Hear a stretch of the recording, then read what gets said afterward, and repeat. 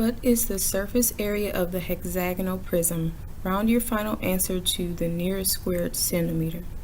First, we have to identify the base.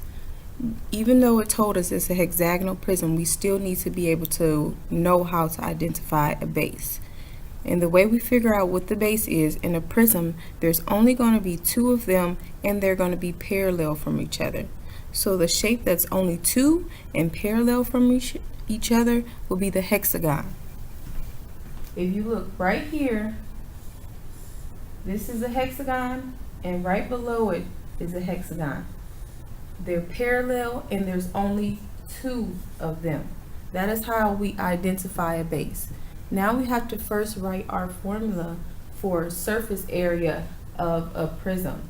Now surface area equals the lateral area plus 2 times the area of the base. Now it's 2 times the area of the base because there's two bases, one here and two here. That is why it is 2 times the area of the base. Now we have to break this even further. We have to write our surface area formula. Our lateral area formula. And lateral area equals the perimeter of the base times the height of the prism. Now to find perimeter, all we have to do is add up all of the sides of the base. Remember, P represents the perimeter of the base. This is our base. To add up all the sides, we can add up 3 6 times or just do 6 times 3 because the base of the base is equal to 3 centimeters and we know there's 6 sides.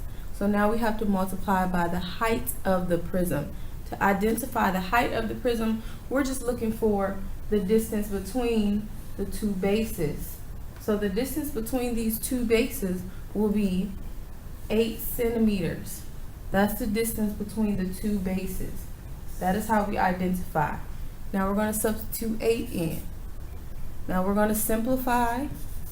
6 times 3 is 18, and then 18 times 8 is equal to 144. So the lateral faces is equal to 144 centimeters squared. Now we have to find the area of the base. Now the shape of the base is a hexagon again. Now we're able to use 6 times 1/2 the base times height. Now this formula works because we can decompose a hexagon. I'll just draw one here. We can decompose a hexagon into 6 equilateral triangles. We decompose that into 6 equilateral triangles. This 1/2 the base times height is equal to 1 triangle. Now we know we can decompose this into 6 equilateral triangles. Then we just find 1 triangle and multiply it by 6. Okay, now I'm going to substitute my information in. I have to figure out what the lowercase b is. That means the base of the base, which is 3. And then I have to figure out the height of the base, not the height of the prism, the height of the base. Now in this case, it's this. This is our height of the base because we're thinking of just 1 triangle. So the height of this 1 triangle is 2.6. So now I have to multiply all of this together to get the actual area of my base.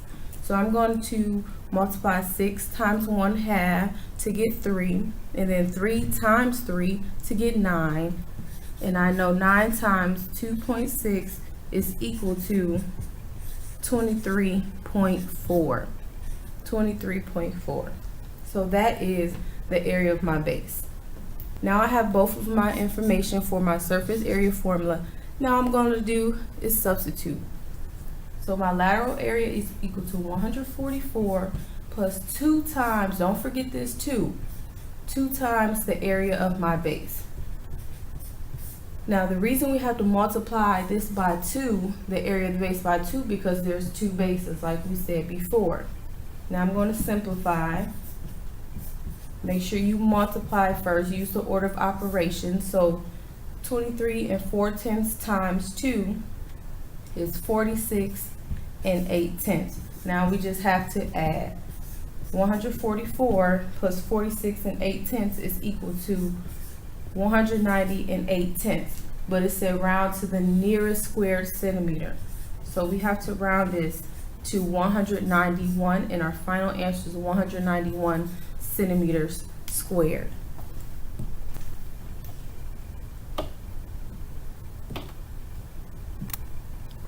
Here is a practice problem. I want you to work this out and pause the video and see if you actually get the correct answer. Hopefully you got the answer correct. Our final answer is 223 centimeters squared. I wrote down all of my steps. This is for my lateral area. This is for the area of the base. And I substituted, and this is my final answer, 223 centimeters squared.